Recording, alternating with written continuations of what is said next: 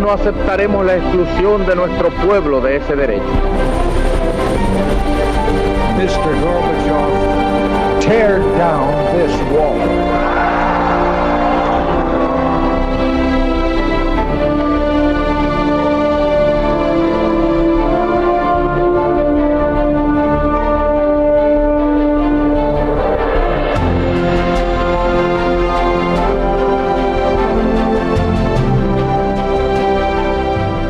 Buenas noches, señoras, caballeros, bienvenidos a Tiempos Modernos. En este año 2017 se cumplen dos centenarios muy importantes. Uno, el de la Revolución Soviética en Rusia, de él hemos hablado largo y tendido. Y el otro, el de las apariciones de la Virgen en Fátima, que serían determinantes para el mundo católico en todos los años posteriores y hasta hoy.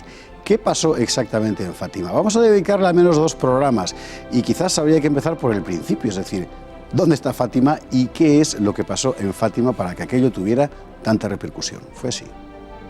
Hace ahora 100 años, el 13 de mayo de 1917, la Virgen María se apareció en el pequeño pueblo de Fátima, no lejos de Lisboa, en Portugal. Los videntes fueron 3 niños, Lucía dos Santos, Francisco Marto y su hermana Jacinta, pastores de ovejas. Su revelación iba a dar lugar a uno de los fenómenos más decisivos de la historia del mundo católico en el siglo XX hasta hoy. ¿Qué pasó? Lucía, de 10 años, Francisco, de 9 y Jacinta, de 7, habían recibido el año anterior una singular aparición, la de un ángel que vino a preparar la llegada de la Virgen. Siguiendo las indicaciones del ángel, los niños se dedicaron a orar y ofrecer sacrificios al Señor. Y entonces llegó ella, Nuestra Señora del Rosario. 6 veces se aparecerá la Virgen en el curso de aquel año de 1917, un año en el que Europa se desgarraba en la Primera Guerra Mundial y en Rusia se preparaba la Revolución Comunista. El 13 de mayo de 1917, después de misa, Lucía, Jacinta y Francisco llevaron a sus ovejas hasta Cova de Iria, a 2 kilómetros de Fátima. Merendaron, rezaron, jugaron durante un rato, pero un relámpago interrumpió la diversión. Los pastores niños decidieron volver a casa. El cielo se iluminó una segunda vez y tras el estallido apareció sobre una encina una señora vestida de blanco, más brillante que el sol. Un manto con bordes dorados cubría a la Virgen, en sus manos un rosario. La Virgen les pidió que volviesen el día 13 de cada mes a la misma hora durante los siguientes 5 meses. Los niños regresaron un mes más tarde, el 13 de junio, esta vez acompañados de un numeroso grupo de curiosos. Lucía pidió a la Virgen que los llevara al cielo. A Jacinta y a Francisco me los llevaré en breve, le dijo la Virgen. Pero tú te quedas aquí algún tiempo más. Jesús quiere servirse de ti para hacerme conocer y amar. Las predicciones se hicieron realidad. Francisco falleció 2 años después, en 1919, Jacinta en 1920 y Lucía dos Santos vivirá hasta el 13 de febrero de 2005. Hubo más apariciones, la tercera fue la más reveladora. Según el testimonio de los pequeños, la Virgen les confió el conocido como secreto de Fátima. Era el 13 de julio de 1917. La última aparición de la Virgen a los 3 pastorcillos tuvo lugar el 13 de octubre de 1917, día en el que se produjo el llamado Milagro del Sol, presenciado por 70.000 personas, entre ellos algunos periodistas y personalidades públicas de la época. El periodista Avelino de Almeida, del diario O Século, repetía en su relato: «Yo lo he visto, yo lo he visto». El gobierno portugués, rabiosamente laicista en aquel momento, reaccionó con cólera, interrogó violentamente a los niños y no retrocedió ni ante la tortura. Pero ya nadie podría parar nunca el efecto de Fátima. Gabriel Ariza, muy buenas noches, director de Info Vaticana. Buenas noches. Nadie mejor que el director de Info Vaticana, y bienvenido a Tiempos Modernos, que te estrenas hoy. Encantado de estar aquí. Nadie mejor que el director de Info Vaticana para hablar de este asunto. Estamos hablando de una de las apariciones decisivas en la historia del cristianismo en el siglo XX, reconocida por la Iglesia, en fin, enteramente, y que en buena medida sigue rodeada por el misterio, como toda aparición que se precie, efectivamente. ¿Qué pasó exactamente en Fátima? Pues es un día muy bonito para recordarlo, porque mañana se cumplen 100 años además de la primera aparición y el Papa canonizará a Francisco y a Jacinta en Fátima, precisamente. Y 100 años después, ¿qué pasó? Pues que la Virgen María, preocupada probablemente como mujer, cuerpo y alma en el cielo, por la deriva que estaba llevando el mundo en aquel momento, quiso venir a traer un mensaje muy claro: arrepentíos, haced penitencia, rezad por los pecadores, rezad por los que os persiguen, y si el mundo no cambia y se consagra al Inmaculado Corazón de María y a la única esperanza que es Jesucristo, pues será la destrucción, ¿no? 100 años después, el mensaje de Fátima sigue plenamente vigente, ¿no? Es decir, tiene una actualidad rabiosísima. En 1917, en aquel momento, ha habido unos años antes una aparición en Lourdes, bien conocida también. El mundo está envuelto en la Primera Guerra Mundial, en Rusia se está preparando la Revolución Soviética, en fin, realmente la situación es extremadamente crítica, pero no hay razones ninguna para pensar que, hombre, salvo quizá lo de la guerra, los niños de Fátima supieran lo que se estaba cociendo en el universo mundo. Estamos hablando de 3 niños de un pueblo de pastores. Hace 100 años, que no había ni, vamos, olvídate de las nuevas tecnologías.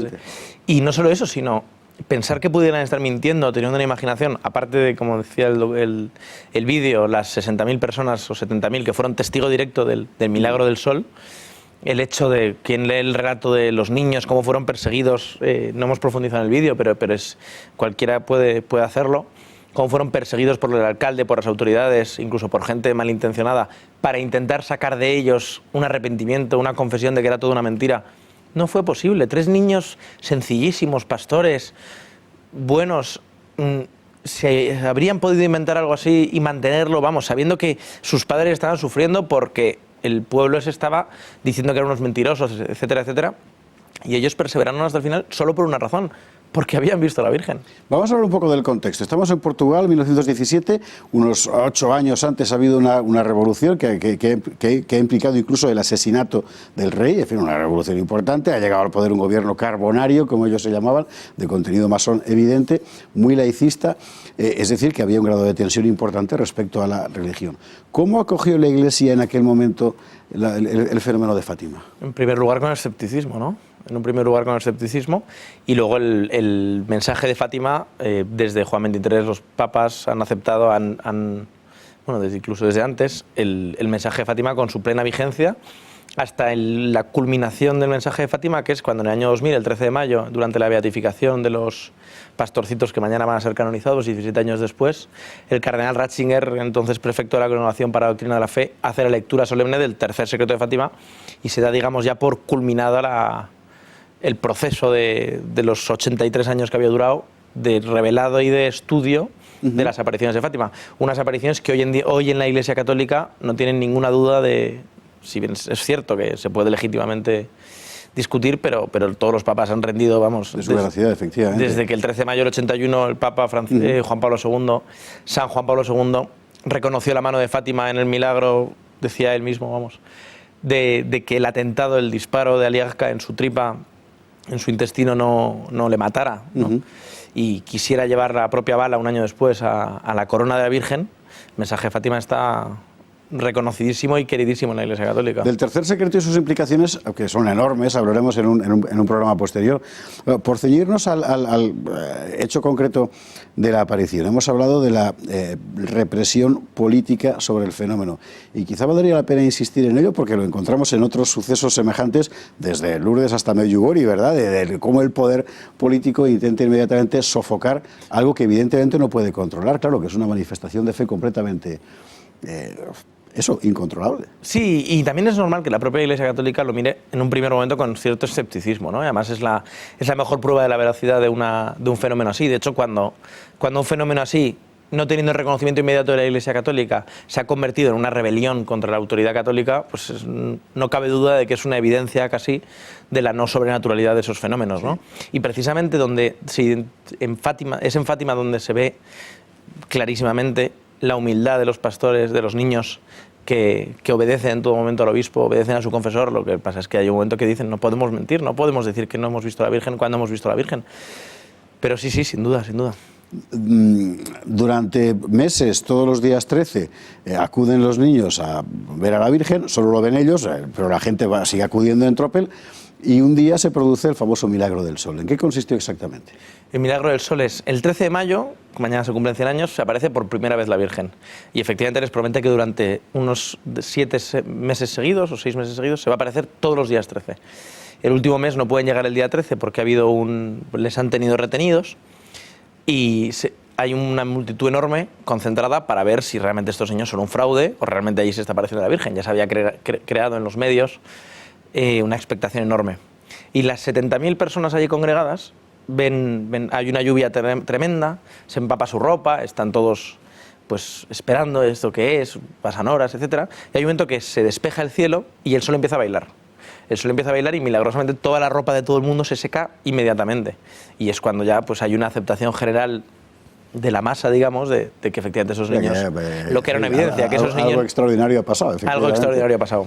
Has hablado de los medios. Es que es interesante contar que en realidad fueron unas apariciones, hombre, no retransmitidas por radio porque no había en aquel momento, pero contada por los periódicos según iban ocurriendo. Eso es muy interesante, los periódicos de la época. En fin, no es un fenómeno, como decir, es remoto, que luego alguien cuenta. O sea, los testigos son decenas de miles. Sí, no hay que acudir efectivamente a archivos secretos o con un testimonio de una señora hace 400 años, como hay multitud de apariciones, sino que son las primeras apariciones en ese sentido modernas, ¿no? Es decir, que efectivamente la gente en España en ese momento también, los medios se hicieron eco de que en Portugal estaba pasando algo, es decir...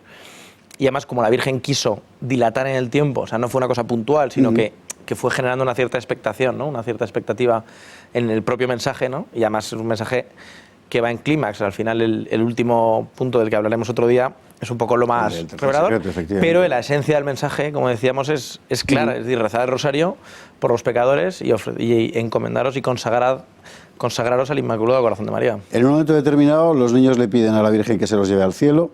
Y dos de ellos, efectivamente, morirán muy poco después, los dos más pequeños.